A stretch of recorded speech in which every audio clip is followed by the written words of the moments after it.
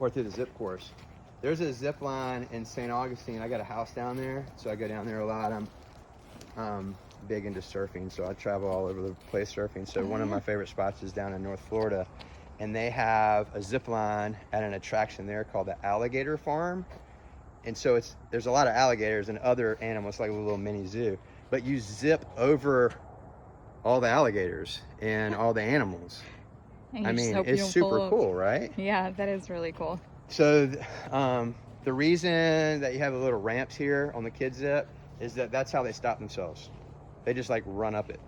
So there's no, and they're on a static line. So and then they just run into those little green things. Right. No, little I don't bumpers. know why that's there. Right. So they just, you can kind of see here how the bottom cable goes around the tree. Yeah. So they're hooked in the whole time. Yeah. So once they hook on, they don't unhook, and they just zip, zip, zip, zip. They get off, go back up, zip, zip, zip. So they're out here for like an hour working up a killer sweat, which is, mom and dad are helpful. I mean, I think that's helpful, right? Time them out. I did ask about accidents. I said, hey, what kind of accidents do you have out here? And I knew the answer because I'm kind of in the industry. And they said all of our accidents so far have been heat related. Because in the summer, you have some tourists from Ohio that come down, or New York or whatever, and they've been at the beach all week and they're dehydrated. So they come out here and they're not in shape, and they're climbing up and down all these towers, and that's where their injuries are. The insurance, which I thought would be like through the roof, represents about 8% of their budget. And the insurance, I left my boots at home in my truck, but so all the outdoor adventure, high element companies, whether it's a zip line, a rock climbing, an alpine tower, a ropes course, they all pool, P-O-O-L, pool their money for insurance.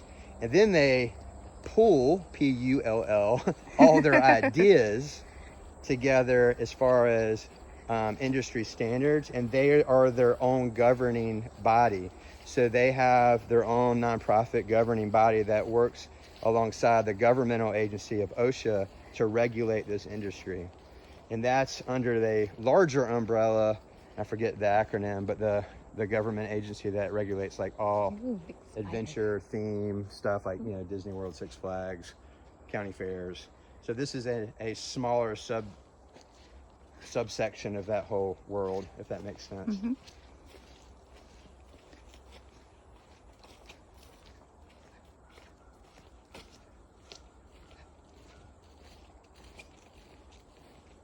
You can see how this project's like super fun to connect people to. And everybody does the same thing when they see it. The wheels just start turning. They're like, oh my gosh, this is so cool. What could it be? Your neighbors right here on this side are an older couple, and they have a horse track. And they do a lot of, well, not a lot, they used to do a lot more, but they do horse racing, just amateur horse racing. And so they're really quiet neighbors, and they're great people. They keep an eye on the property a lot. And yeah, you can hear the rooster right now. So it's almost kind of, they treat it like a farm. And I don't think they board horses there, but I think they have some horses or have had them. But in recent years, they used to do a lot of races, and people were like, hey, is the zip line out there by the horse racing track? And now it's the other way around. People go, is the old horse racing track by the zip line? So this has become known in Charleston, where unfortunately for the people that are selling it, they've tried so hard to generate word of mouth, and it's finally caught on that there's a zip line out here. So